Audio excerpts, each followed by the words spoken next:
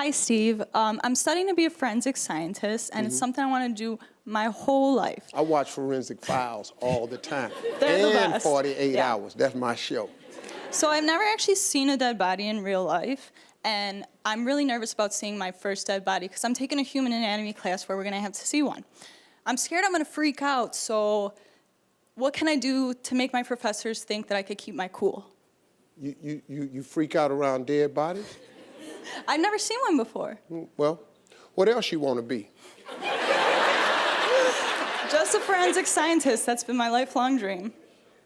You ain't gonna make it.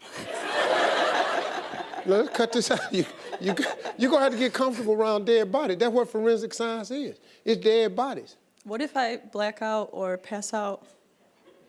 Then you ain't gonna have a job tomorrow. Because you got to go to a crime scene, some more dead bodies. You have to want, here's what you ought to do. You got to practice being around dead bodies. Go to funerals. Just open up the paper, see who having a funeral, and it's best that you don't know these people because you ain't gonna know these people on your job either. And just go to funerals. This is what you can't do at a funeral now, because this will throw the family off because they be on the front row. You can't go just,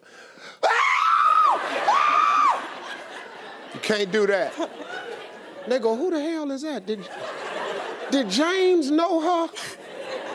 Until you get used to it, and then you walk by the body. Then once you get used to the body, then you go be a forensic scientist. That way when you see dead bodies, now it's gonna be different, because at the funeral, they all dressed up. Makeup on, all this. They be real nice at the funeral. You find somebody in the field been laying there for a week and a half, their ass ain't gonna look like they do in the funeral. So I don't really know if that's gonna help you or not, but you gotta do something, work it out. You know, walk up there, touch it. Will do. Ain't that dog? Take your camera with you, because that's what you got.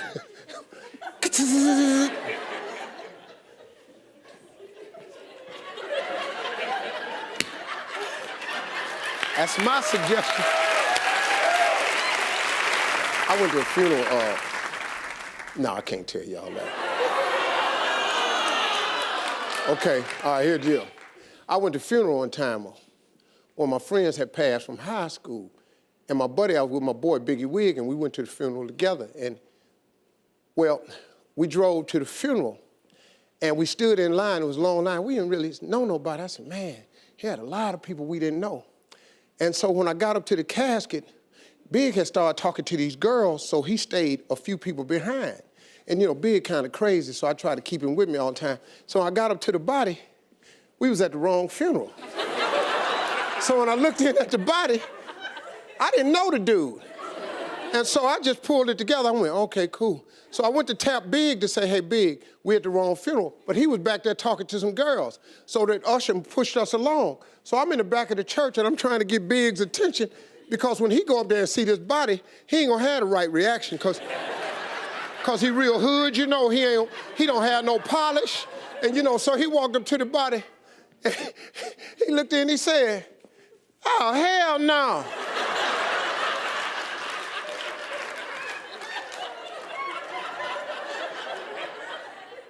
This fat bastard ain't amp. Now the dude family on the front row, they mortified. He said, hey man, who the hell is this? I'm in the back of the church going, just.